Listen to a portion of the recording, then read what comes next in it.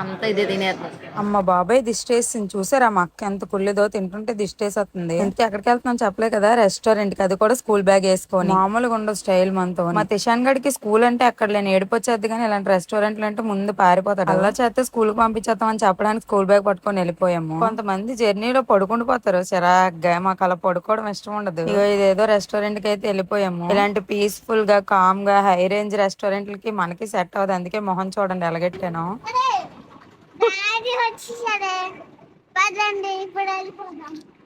మేము రాము. వాళ్ళ డాడీ వచ్చిన వరకు మమ్మల్ని లోపలికి వెళ్ళొద్దు అనేసాడు, అందుకే గొడవలు ఆడుతున్నాను. అంబియన్స్ మాత్రం భలే ఉంది. బేసిక్ గా అందరూ మెనూ కార్డ్ అంతా చదివేస్తాం, కానీ చికెన్ బిర్యానీ ఆర్డర్ పెట్టి తినేస్తాం కదా నీట్ గా. కానీ బిల్డప్ కి మాత్రమే మెనూ చూస్తాం. ఆర్డర్ చేయమని నాకు చెప్పారు, ఎందుకంటే ఏది బాగాలేకపోయినా నన్నే తిడదామని. ఇదేదో చికెన్ టిక్కా బిర్యానీ అంట, ట్రై చేసాం, చాలా చాలా బాగుంది. కుమ్మేశారు ఒక్కొక్క. ఇంట్లో నచ్చగానే ఊరి మీద వదలకుండా తినేస్తాం. సరే బాయ్ మరి.